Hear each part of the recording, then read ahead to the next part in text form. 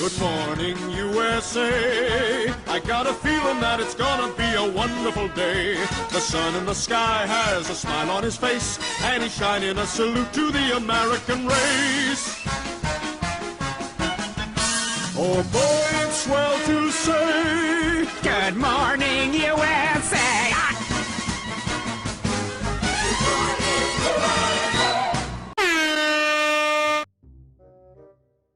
Salut à tous et bienvenue dans la deuxième partie de cette vidéo sur le traitement médiatique des élections états-uniennes. Je vous conseille quand même de voir la première partie avant celle-ci, parce que sinon vous n'allez pas comprendre un certain nombre de références. Et maintenant, sans plus attendre, on reprend là où on s'était arrêté, c'est-à-dire à l'argument principal pour l'élection d'Hillary Clinton, elle devait devenir la première femme présidente des États-Unis.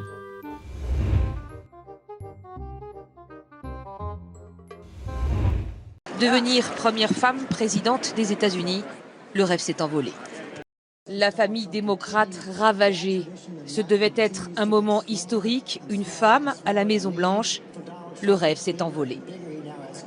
Encore un exemple de ces médias qui se répètent, qui nous adressent de l'information affinitaire, mais que fait Benoît Hamon?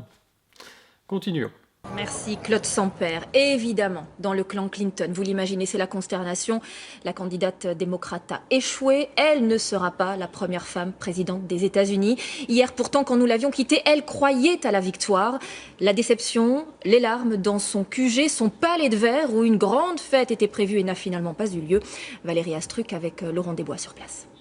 Je crois qu'elle va gagner. Ça va être historique pour toutes les femmes des États-Unis. L'une a voté Clinton. C'est la première fois qu'une femme va devenir présidente des États-Unis. C'est important pour le monde. Ah, quel programme ambitieux. On nous avait sorti la même soupe faussement progressiste quand Ségolène Royal avait fait sa campagne présidentielle en France. Et oui, comme vous le savez, le Parti Socialiste s'est depuis longtemps rabattu sur du progressisme sociétal, étant donné que la mondialisation interdit le progrès social. Du coup, on chiotte la lutte des classes, et on se félicite qu'il y ait un noir ou une femme à la Maison Blanche, ce qui crée cet étrange paradoxe, où en même temps qu'on fait des discours antiracistes et pour l'égalité homme-femme, on juge la qualité d'un candidat sur sa couleur de peau ou sur son sexe. Un thème qui semble très cher à Marie-Sophie. Et est-ce qu'Hillary Clinton aussi n'a pas perdu finalement parce qu'elle est une femme? Sans doute, il y a beaucoup de facteurs. Et est-ce qu'Hillary Clinton n'a pas perdu aussi finalement parce qu'elle était corrompue jusqu'à la moelle? Et est-ce qu'Hillary Clinton n'a pas perdu aussi finalement parce que les gens en avaient marre de voir sa tronche? Sans doute, il y a beaucoup de facteurs. Ouais.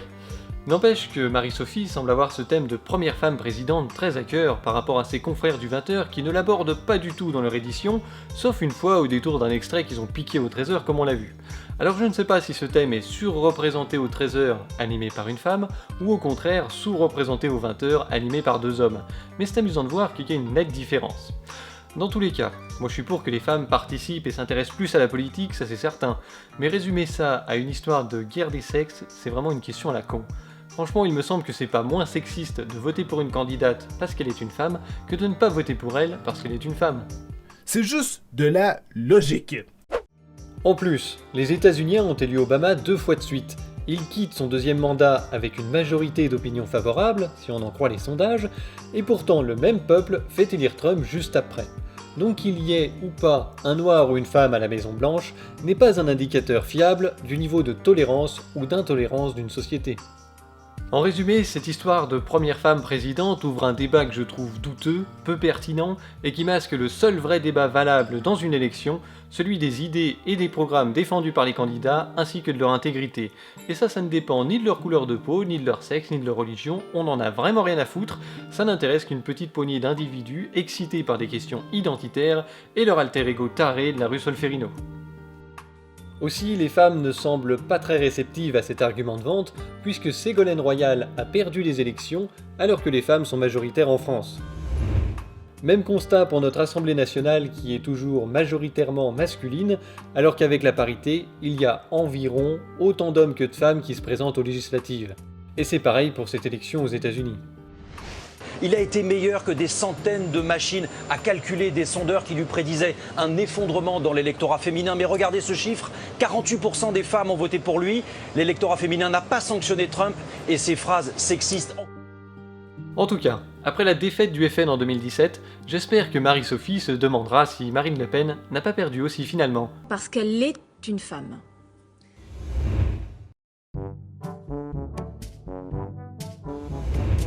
On va rester dans la thématique de la discrimination et du racisme avec un reportage qui présente les électeurs de Donald Trump comme des espèces de gros bœufs blancs et ruraux, mais tu sais, le genre de beauf qui repeindrait sa bagnole aux couleurs de son pays et qui mettrait des sortes de cornes de vache sur le capot en guise de Jackie Tuning.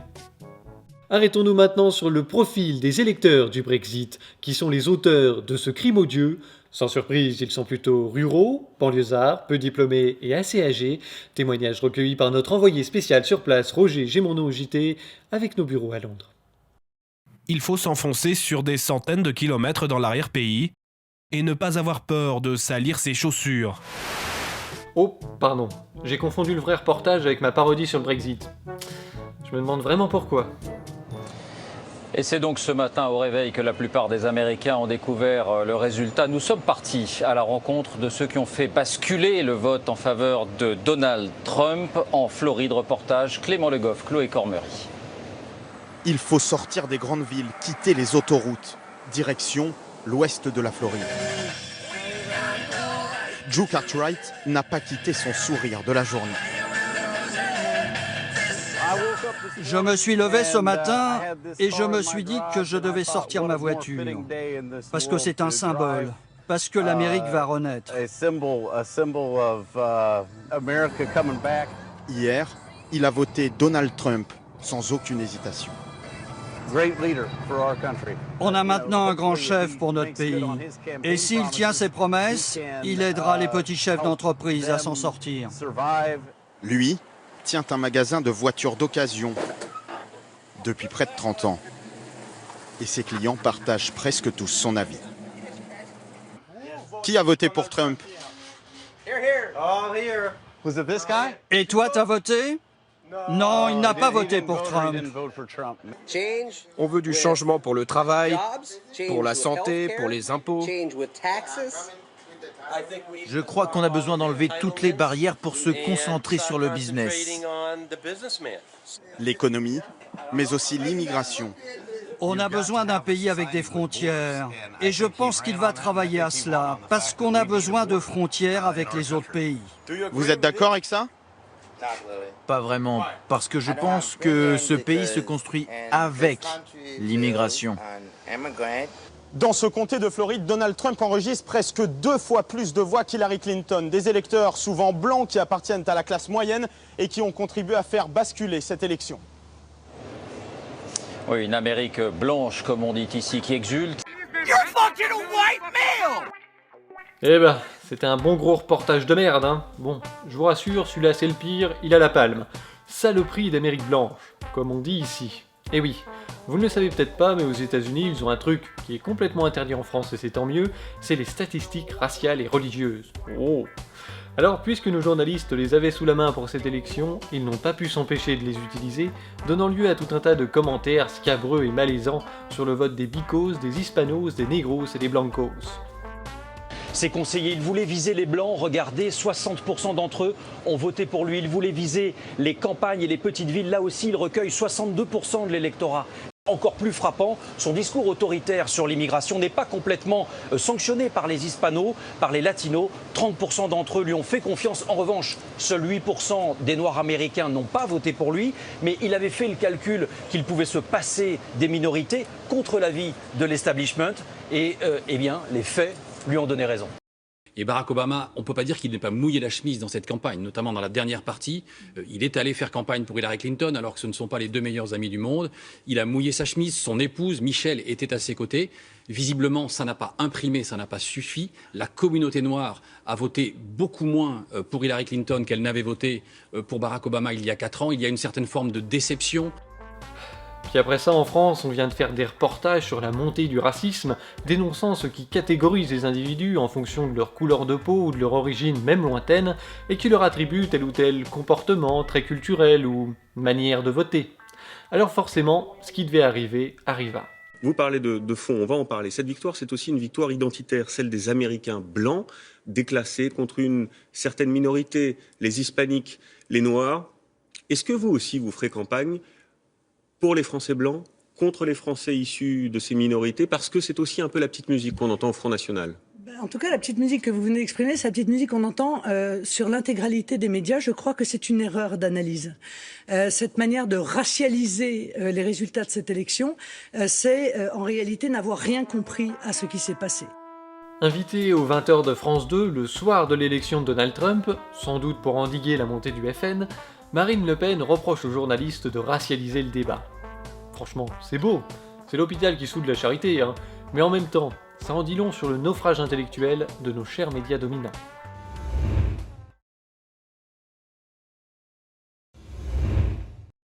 Il y a des élections qui vont se produire aux États-Unis. Une présidente va être élue. François Hollande avait misé sur Hillary Clinton. Il ne cache ni sa déception, ni sa méfiance. Cette élection américaine ouvre une période d'incertitude. Je dois l'aborder avec lucidité et clarté. J'engagerai sans tarder une discussion avec la nouvelle administration américaine. Elle entrera en fonction le 20 janvier. Mais je le ferai avec vigilance et franchise. Il se sera épargné aucune humiliation, ce type-là. Il avait même prédit la défaite de Fillon dans un bouquin. Je veux dire, dès qu'il peut se tromper sur quelque chose, il le fait. Le plus drôle, ou le plus triste, c'est qu'il se comporte comme s'il avait encore la moindre crédibilité pour qui que ce soit, et il a l'air d'y croire. Je sais pas si vous l'avez vu se féliciter de son bilan le jour où il a annoncé qu'il se représentait pas en 2017, c'était dingue. Soit il nous prend pour des cons, soit il a un déficit. Enfin bref, la réaction globale des politiciens se résume en 2 étapes. On a d'abord eu une vague d'injures et de pleurnicheries que les médias auraient sûrement qualifiées d'anti-américanistes primaires si ça ne concernait pas Trump. Et oui, comme je le disais dans la première partie, le peuple américain, qui était toujours considéré dans les médias comme ayant 15 ans d'avance sur nous, paraît-il, est soudainement devenu pour nos politiciens un ramassis de débiles mentaux racistes et misogynes. Mais en même temps, rendez-vous compte du choc pour les atlantistes et les suppôts de la French American Foundation. Le maître est devenu populiste. Merci François, et derrière cette victoire, il y a l'idée d'une victoire du populisme sur les élites. Il promet aux Américains de gouverner différemment, lui qui a gagné sur un discours populiste sur le rejet de l'élite. Et les politiques, me direz-vous, comment ont-ils réagi? Alors jugez par vous-même. François Hollande a déclaré « Je félicite M. Trump, comme il est naturel de le faire entre 2 chefs d'État démocratiques. Tout est dans le mot naturel. Vous le remplacez par obligatoire et vous obtenez le fond de la pensée de notre président, à savoir Burke. » Voilà. Il a tort de se pincer le nez, Hollande. Je suis sûr que Donald serait un très bon public pour ses célèbres blagues. Manuel Valls, pour sa part, a déclaré « Le peuple américain a fait un choix souverain. » Traduction, non mais ça va pas la tête. Cette nouvelle donne mondiale, il faut la regarder en face en restant fidèle à nos valeurs. Ce qui signifie, vous n'êtes vraiment qu'une bande de ploucs, mais comme vous restez les plus forts, on va s'écraser comme d'habitude. Mais rassurez-vous, nos politiciens ont fait comme les marchés, après un petit coup de mou, ils se sont vite ressaisis. C'est la 2e étape, et là ils se scindent en 3 groupes. D'abord, on a ceux qui sont déjà au pouvoir ou bien vus dans les sondages, et qui occupent une place comparable à Clinton dans le paysage politique français. Ceux-là vont être gênés de ne pas pouvoir cracher tranquillement sur Trump et son populisme, puisqu'il sera leur maître s'ils sont élus. Donc ils vont se rabattre sur la peur du FN, ça fait toujours recette, paraît-il. Alain Juppé, de son côté, s'inquiète et met en garde. Je ne veux pas que la France s'engage dans la voie de l'extrémisme et de la démagogie. Et je ne veux pas que l'avenir, ce soit le Front National et tous ceux qui sont à la remorque de ces idées. Et c'est la raison pour laquelle, plus que jamais, je veux rassembler.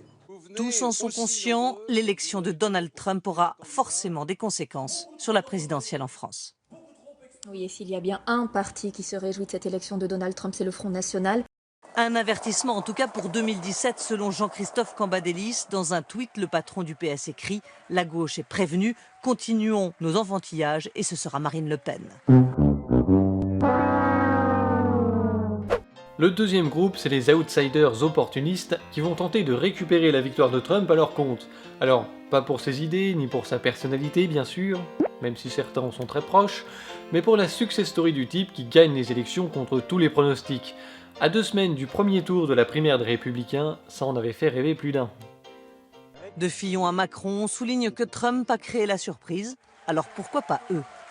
Rien n'est jamais écrit à l'avance, commente Emmanuel Macron. Ce peuple américain a déjoué tous les sondages, tous les diktats de l'establishment, et nous devrions en tirer quelques conséquences pour nous-mêmes. Alors j'ai bien aimé le tweet de Bruno Le Maire. Donald Trump a été élu parce qu'il a su entendre le peuple américain et qu'il n'a jamais dirigé les États-Unis. C'est vraiment le tweet qui ne sert à rien, juste à emmerder Sarkozy.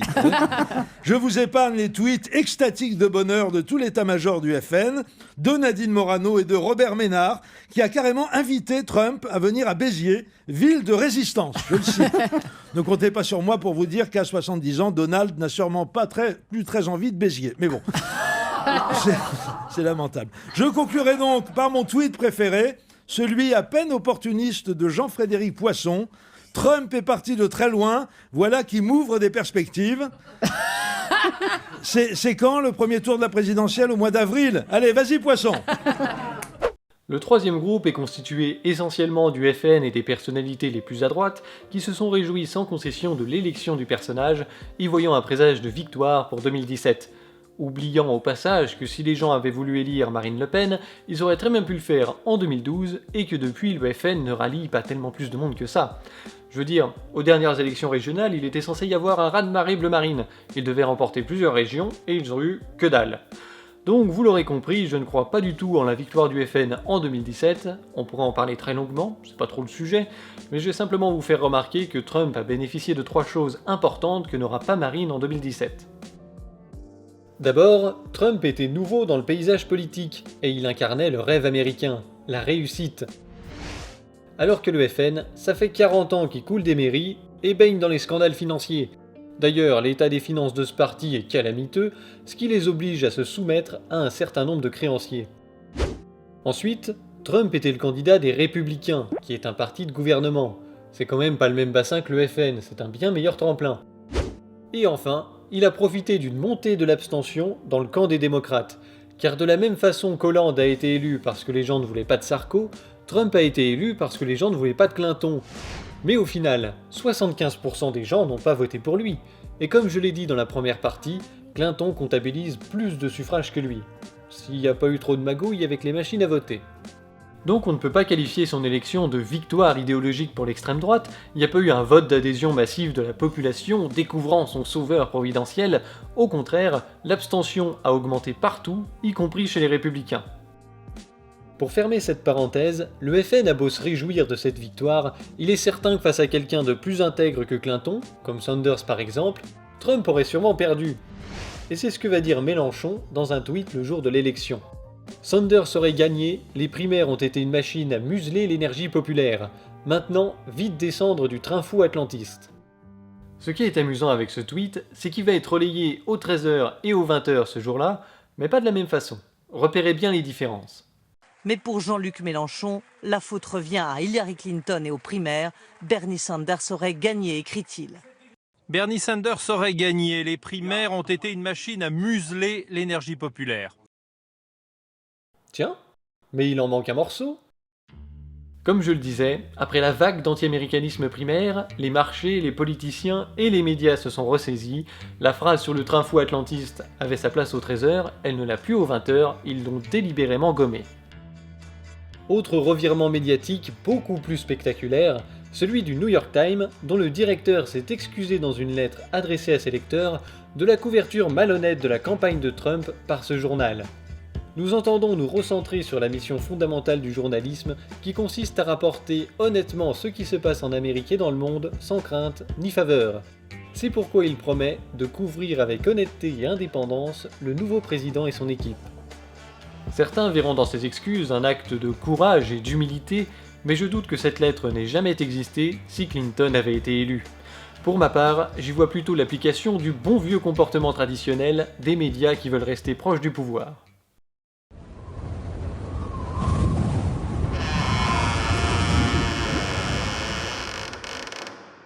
Je m'excuse.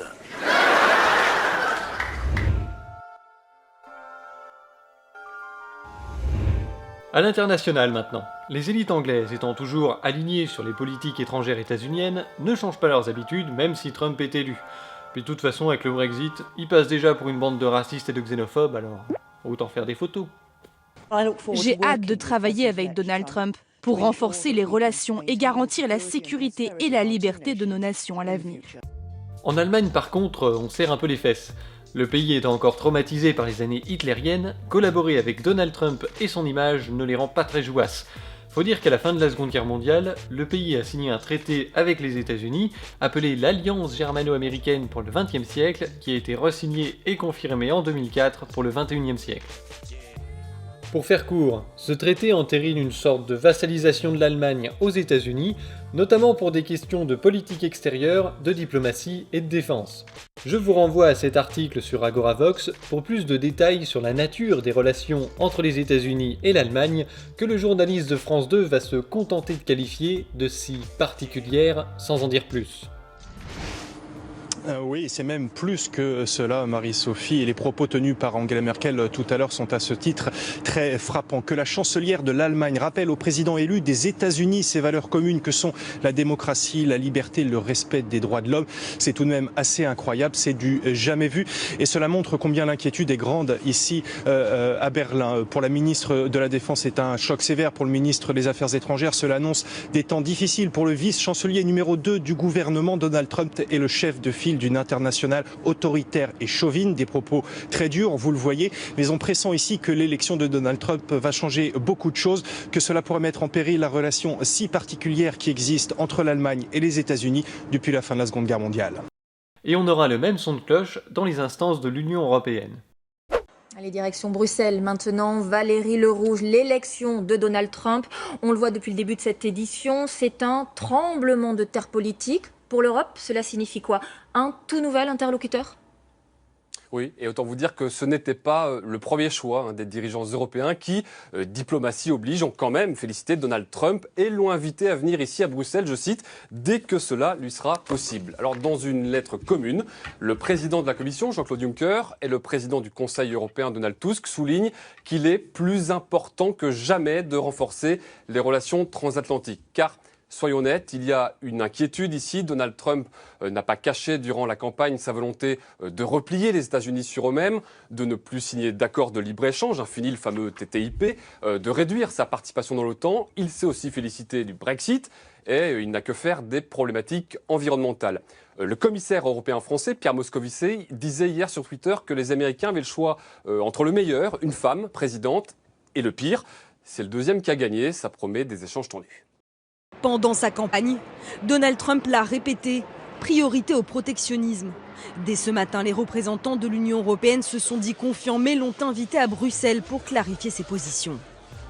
Rendez-vous compte, l'Union européenne, dont la construction a été initiée et poussée par les États-Unis, voit maintenant son maître devenir populiste et refuser le libre-échange, refuser le TAFTA, dénigrer l'OTAN qui fait partie des traités européens. Bref, c'est fou. On sert l'Europe sur un plateau à Trump et il crache dessus comme un enfant pourri gâté. Je veux dire, ce type est élu pour 4 ans et il va bazarder 70 ans d'impérialisme américain?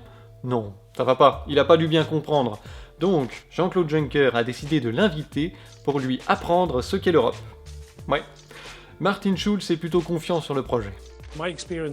Mon expérience me fait dire que les comportements pendant les campagnes sont différents des politiques qu'on applique pendant un mandat. Alors j'espère que nous irons vers une coopération rationnelle. Traduction, mon expérience me fait dire qu'en Europe, les politiciens sont obligés de mentir pour se faire élire, mais ensuite, ils rentrent dans une coopération rationnelle et appliquent le programme qu'on a défini pour eux, même s'ils tombent à 4% d'opinion positive. C'est la démocratie. Cette victoire, c'est vrai, c'est la démocratie, c'est la victoire du mensonge. Ah, vous vous souvenez de ça? Juin-juillet 2016, Cohn-Bendit et les autres se plaignaient des mensonges des pro-Brexit pendant la campagne du référendum et sous-entendaient par là qu'il était donc illégitime. C'est ça qui est terrible, c'est que dans un champ de débat, vous dites il était serré, il était féroce, mais il était mensonger.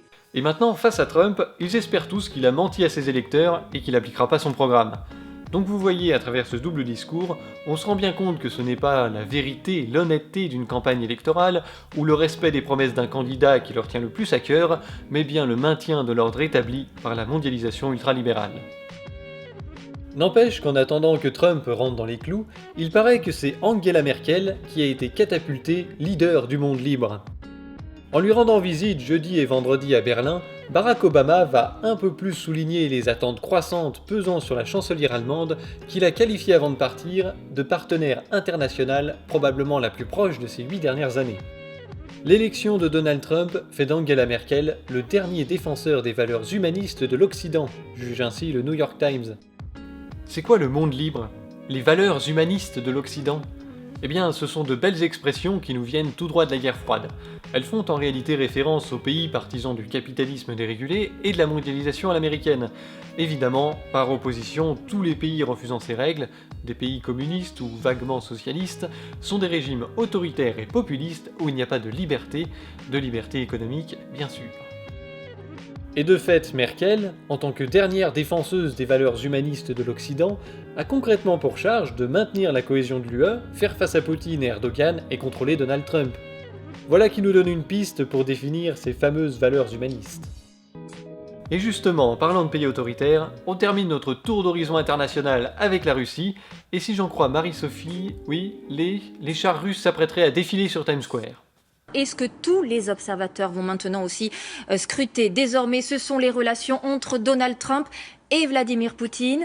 On se souvient qu'Hillary Clinton accusait le milliardaire d'être la marionnette du président russe. Dominique Derda, vous êtes en direct de Moscou. Est-ce qu'un nouvel axe Moscou-Washington est en train de se dessiner? Bonjour. Qu'est-ce que les Russes espèrent du nouveau président des États-Unis?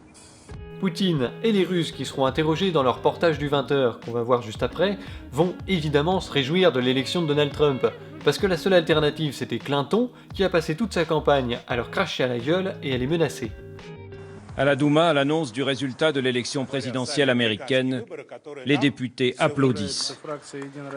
Eux aussi se réjouissent de la victoire de Donald Trump, comme ces moscovites que nous avons interrogés au hasard dans la rue. C'est Trump qui a gagné, on est très content. Clinton disait ouvertement qu'elle n'aimait ni les Russes ni Poutine. Si quelqu'un ne vous aime pas, vous ne l'aimerez pas non plus. Puis franchement, Donald Trump, marionnette de Vladimir Poutine. Là, il y a une dérive complotiste. On croirait entendre du Caroline Forrest.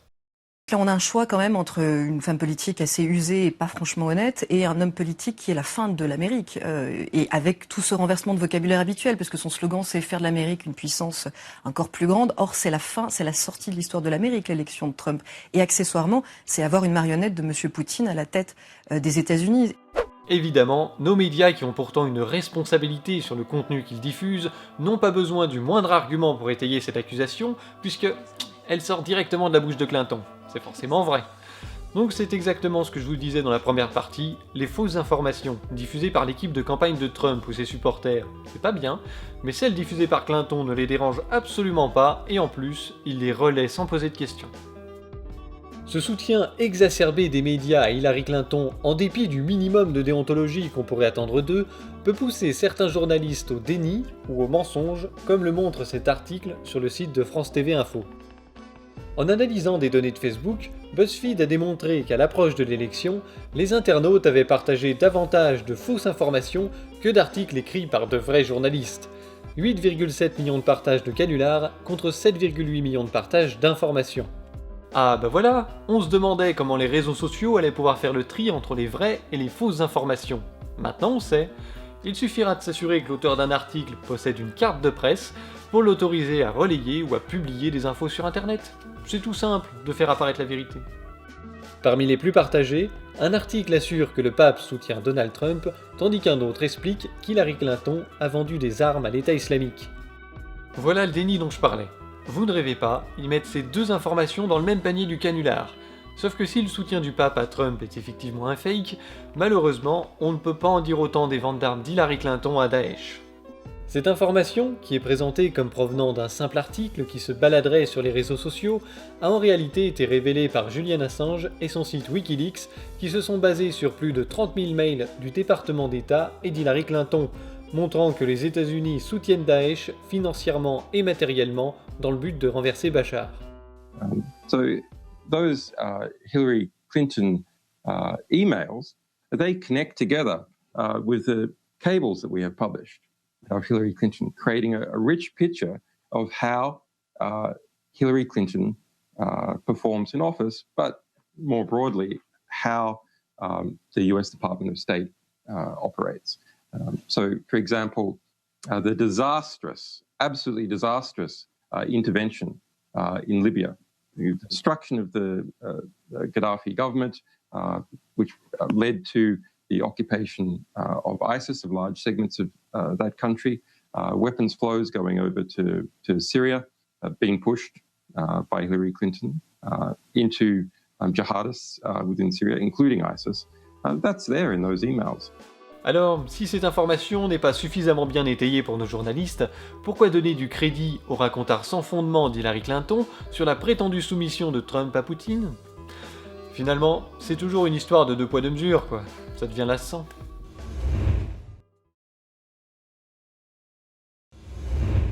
Donald Trump sera bien le 45e président des États-Unis. Les supporters sont stupéfaits et prennent peur. Je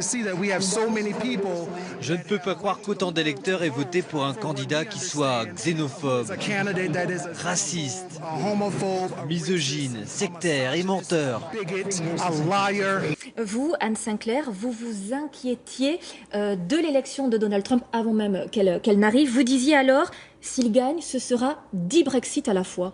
C'est-à-dire C'est-à-dire un choc 10 fois supérieur, c'est ça que je voulais dire. Oui. Le choc qu'on a connu avec le Brexit, eh bien, il est multiplié par 10.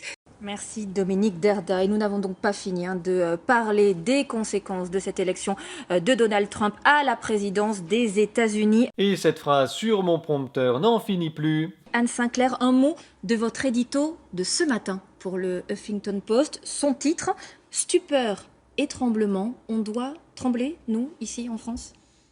Je ne sais pas si on doit trembler, on se réveille, comme on le disait tout à l'heure, dans un monde totalement nouveau et qui a basculé sur autre chose. Alors il faut en prendre la mesure. Question très simple, Étienne. Est-ce que Donald Trump est dangereux ? Oui, c'est normal que nous réagissions comme ça. Oui. Je ne sais pas si c'est dangereux, c'est évidemment vertigineux. Si Donald Trump met en place le programme sur lequel il a été élu, il est clair que c'est absolument vertigineux. Notre ambassadeur de France à Washington a diffusé dans la nuit un petit tweet disant « Un monde s'effondre sous nos yeux ». Bonsoir Étienne Lénard. Bonsoir Julien. C'est vrai que cette victoire a surpris et inquiète les Français. Est-ce justifié ? Je ne sais pas si c'est justifié, mais disons que c'est au moins compréhensible, parce que l'élection de Donald Trump, vue d'Europe, c'est un saut sans parachute dans l'inconnu. Et dans ces cas-là, eh bien, on a tendance à imaginer le pire. Va-t-il faire de la première puissance mondiale un pays refermé sur lui-même ? Est-ce qu'il va retirer sa signature de la plupart des traités qui ont été ratifiés par les États-Unis ? Est-ce qu'il va expulser des millions de migrants ? En vérité, personne ne sait. Et une Amérique des minorités très déçues et qui s'interroge également. Anne-Claire Poignard avec Lou Cricorian. Des minorités noires et hispaniques qui auraient préféré la victoire d'Hillary Clinton et qui s'interrogent aujourd'hui face à un avenir incertain. Et on se quitte avec d'autres images de cette soirée, la joie ou l'effroi, c'est selon. Je vous souhaite une très belle soirée. À demain. Est-ce que Donald Trump est dangereux ? Doit-on trembler ? Ça va être 10 Brexit à la fois. Je crois que Marie-Sophie essaye de détrôner Pujadas au palmarès des présentateurs de JT consternants. Et elle se débrouille un peu trop bien. J'aime bien le coup du 10 Brexit à la fois. Un slogan pratique, vite dit et imagé pour faire peur aux gens. Il va nous être ressorti à l'occasion du référendum italien moins d'un mois plus tard, donc je pense qu'on le reverra assez souvent maintenant. Le truc amusant, c'est que ce serait plutôt une bonne nouvelle pour les États-Unis, parce que depuis le vote du 24 juin, le Royaume-Uni se porte de mieux en mieux, alors que le Brexit n'est pas encore acté. Bien sûr, toute cette peur fait surtout référence aux positions de Trump sur l'immigration, qui ont été beaucoup plus radicales que celles défendues par les partisans du Brexit, c'est le moins qu'on puisse dire, hein. Construire un énorme mur et renvoyer manu militari 2 millions d'immigrés dans leur pays d'origine, c'est pas très Charlie, même s'ils sont en situation irrégulière. En plus, ça coûte cher, ça pourrit l'image du pays, et ça règle pas le problème, parce que si ces gens n'ont pas d'avenir chez eux, tu peux toujours les chasser, ils reviennent, faut pas se faire d'illusions. Les dizaines de milliards de dollars que Trump compte utiliser pour construire ce mur, l'entretenir et le surveiller, il ferait mieux de le donner carrément aux Mexicains pour qu'ils investissent et développent leur pays. Ça, plus la suppression de l'ALENA, ce serait beaucoup plus efficace pour lutter contre l'immigration illégale que de construire ce mur, et ce serait le même prix. Est-ce que ce serait suffisant ? Ça dépend aussi des politiques menées avec cet argent. This wall behind me, Operation Gatekeeper, has led to the death of more than 10,000 people. Because now what happens is people have to go around the wall. They go out into the desert, or they go through the ocean, or they build tunnels. Mais les médias et autres experts vont vite se rassurer eux-mêmes en se souvenant que le président des États-Unis a beaucoup moins de pouvoir que le président de la République en France. Il n'y a pas d'article 49.3 par exemple aux États-Unis. Trump ne pourra pas se passer de l'approbation du Congrès pour appliquer ses décisions. Il va aussi être entouré de conseillers et évoluer dans un système politique et administratif bien installé, que certains appellent l'État profond. C'est en fait une espèce de cuvette de chiottes truffée de pantoufleurs des hautes sphères économiques et administratives qui ne manqueront pas de contraindre son conformisme. Donc, même si Trump est un gros taré, un fou furieux, il sera loin de pouvoir faire tout ce qu'il veut comme il le veut. Et s'il prend des mesures radicales sur des thèmes comme l'immigration, le climat, le droit des femmes ou des homos, plus que n'importe quel autre président, il se ramassera d'énormes manifestations. Donc, faut-il avoir peur de Trump ? Finalement, sans doute moins que Fillon.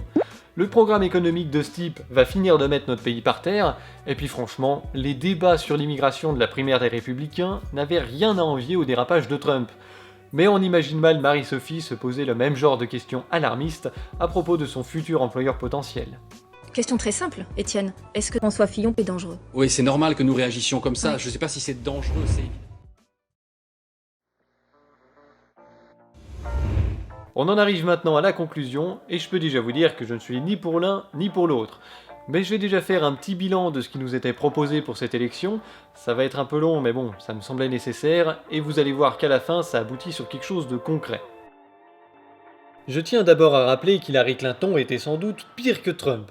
Son programme économique contenait les mêmes mesures de merde ultralibérales qui ont coulé toutes les économies où elles ont été appliquées, au profit exclusif des plus riches, bien sûr, on sait à qui ça profite. Et je le répète, cette dame, c'est l'incarnation du parti de la guerre. Elle-même et un nombre important de ses soutiens ont tenu des propos qu'on qualifierait en France d'ultranationalistes et rappelant les heures sombres de notre histoire s'ils avaient été tenus par l'un de nos politiciens. Elle a passé toute sa campagne à menacer économiquement ou militairement la Russie, la Syrie, l'Iran ou la Chine, et elle s'est dit prête à utiliser des bombes nucléaires pour protéger Israël ou garantir l'hégémonie états-unienne.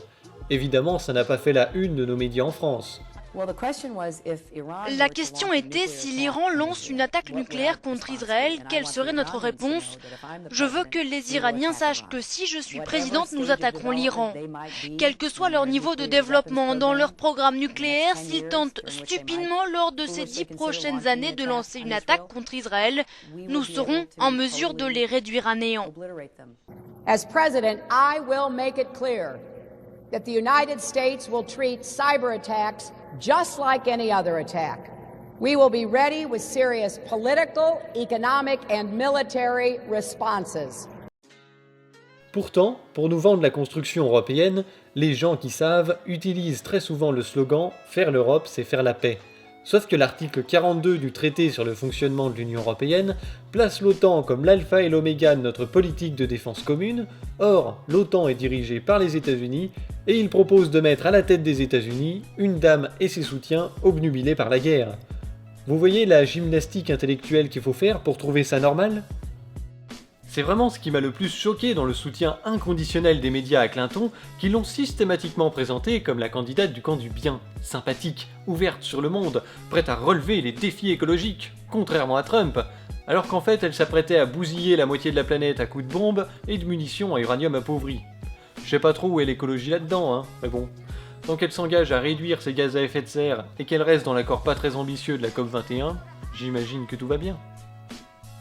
En plus, avec la publication de ses mails par Wikileaks, on a appris qu'elle était corrompue jusqu'à la moelle, puisque lorsqu'elle était ministre des Affaires étrangères, elle monnayait des services, des passe-droits, des positions diplomatiques à qui acceptait de verser quelques millions de dollars à sa fondation. Évidemment, là aussi, silence dans les médias. Ils ont à peine évoqué le scandale Wikileaks, en citant très peu ou aucun mail, voire même en niant les infos qu'il contenait, comme on l'a vu précédemment. Donc non, j'aurais pas voté Clinton, non. Puis j'aurais pas voté Trump non plus, même par dépit. Le vote utile, c'est vraiment de la connerie, hein. Dans ces 2 vidéos sur l'élection, où je me contente de critiquer le traitement médiatique de la campagne, je comprends que j'ai pu donner à certains l'impression que je défendais Trump, voire même que je le soutenais sous couvert de cette critique, d'autant que j'avais soutenu le Brexit. Même si entre parenthèses, je trouve qu'on a mis ces deux événements un peu rapidement dans le même panier, l'un étant beaucoup plus radical, clivant et moins légitime que l'autre, sans rentrer dans le détail, enfin bref, j'aurais pas voté Trump, non. Comme je le disais au tout début, toute la campagne de Trump est exactement ce qui fait détester la politique à beaucoup de gens. Du spectacle outrancier et des polémiques de merde pour faire de l'audience. Et ça a marché d'abord parce que les gens n'ont pas d'alternative, et aussi parce que les médias ont quand même donné beaucoup de temps d'antenne à Trump, comme ils font d'ailleurs en France, où les BFM TV et les iTélé ont donné plus de 40% de leur temps d'antenne au FN à quelques semaines des dernières élections municipales, par exemple. Vous l'aurez compris, moi ce qui m'intéresse chez Trump, c'est certaines mesures, comme le refus du libre-échange, l'établissement de relations pacifiques avec la Russie et la Syrie en priorité, ou encore l'arrêt du soutien à Daesh, aux rebelles syriens modérés. Voilà. Et évidemment, si on n'est pas obligé d'être d'accord avec tout ce qu'il dit, faut pas non plus balancer le bébé avec l'eau du bain, comme l'a fait Suzanne Georges. Bon, vous vous êtes installée en France depuis très longtemps, Suzanne Georges. Est-ce que vous avez voté en tant que citoyenne américaine ? Oui, cette fois-ci j'ai voté, même si c'est compliqué bureaucratiquement, mais ça m'a paru indispensable. Pour qui avez-vous voté ? J'ai voté pour Hillary Clinton. Elle a voté Clinton. Le problème avec les altermondialistes, c'est qu'ils sont bien souvent plus mondialistes qu'alternatifs. Heureusement, la suite de son intervention est plus pertinente. Mais ce qui est curieux, c'est qu'aux États-Unis, peut-être pour la première fois, il y a entre 60 et 80% des gens qui votent contre quelqu'un. Ça n'est pas un vote pour forcément beaucoup. Il y a le côté noyau dur des deux côtés, mais après, c'est les gens qui détestent les deux. Seulement, il faut choisir le moindre mal, qui est encore un mal, et qu'il faut reprendre aussitôt après les élections la campagne pour que ça ne dégénère pas et que ça ne mène pas les États-Unis, que ce soit Trump ou Clinton, dans une très mauvaise direction. Et malgré ça, Suzanne Georges, vous ne votez pas pour Trump ? Ah non, parce que c'est mais vous venez de nous dire que certains de ces arguments étaient formidables. Non, mais c'est pas formidable, mais plus vrai. Et d'ailleurs, il a poussé Hillary Clinton jusqu'à en être d'accord en ce qui concerne les grands accords type TAFTA.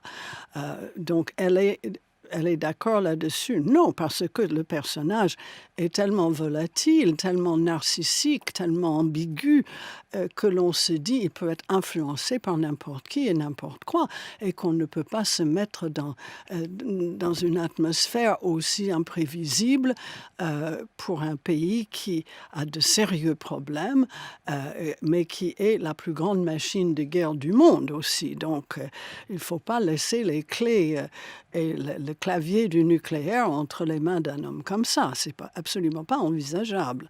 Je suis très nerveuse ce soir d'ailleurs, parce que depuis sa nomination, je m'attends un peu au pire. Donc je serai en meilleure forme à cette heure-ci demain. Et là, il a raison. Et ça correspond déjà plus à ce que je pense. Mais si un milliardaire teubé et égocentrique ne représente pas une alternative crédible, il me semble que Clinton n'en est pas une non plus, surtout au regard des combats d'attaque. Et à mon avis, voter Clinton par peur de Trump, c'est soit surestimer le danger Trump, comme on l'a vu, soit au contraire sous-estimer le danger Clinton. Donc en fait, vaut mieux rester chez soi. Et c'est ce qu'ont fait 46% des électeurs. Je rappelle que si on ajoute à ça ceux qui ont voté Clinton et ceux qui ont voté Trump en se bouchant le nez, en pensant que c'était le moins pire, le mec va commencer son mandat avec au moins 80% d'opinions défavorables. Et c'est en cela qu'il est beaucoup moins légitime que le Brexit. Alors, dire que cette élection est le résultat de la montée du populisme ou de la stupidité et du racisme des États-Unis, c'est vraiment de la connerie. La vérité, c'est que la majorité des gens ne se sentent pas représentés ni par Trump ni par Clinton, et que le bipartisme, ce n'est pas la démocratie. Non seulement tu n'as que deux choix, mais quand un candidat propose quelque chose de différent, si tu votes pour lui, t'es un connard. Donc il te reste quoi comme choix ? Voter pour une personne, Clinton, ou rester chez toi. Et les mêmes qui trouvent ça démocratique viendront pleurnicher sur les irrégularités de l'élection de Poutine en Russie. Bon, lui au moins est soutenu par plus de 83% de la population. Même si ça n'en fait pas un exemple de démocratie pour autant, évidemment.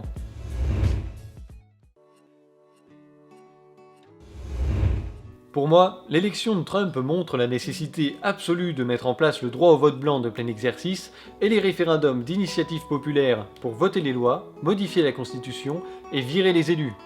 Ces 4 mesures agiront comme un contre-pouvoir aux diktats des partis institutionnalisés qui nous imposent les pires cornichons et appliquent des politiques de merde qui ne profitent qu'à certaines personnes, soit par intérêt, soit par idéologie, soit par stupidité aussi. C'est bien l'absence d'échappatoire démocratique à un système politique dégoûtant de plus en plus de monde qui conduit à ce qu'on appelle la montée du populisme. Mais les gens des milieux autorisés à penser refusent de faire ce constat. Comme on l'a vu en première partie, pour eux, une réforme pertinente de la démocratie, c'est créer un système qui fera élire à coup sûr les Clinton plutôt que les Trump, car appliquer les mesures que je préconise, ça signifie perdre du pouvoir au profit des masses populaires qu'ils jugent inaptes et pour lesquelles ils ont le plus grand mépris. Et quand on voit tous les pays avec ce refus des élites, avec ce refus des experts, avec ce refus des gens qui savent, les gens ne comprennent plus forcément le rationnel parce qu'on ne leur explique pas le rationnel. Alors puisqu'on parle de fiasco, tiens, allons voir un socialiste à présent, Michel Issindou, député de l'Isère.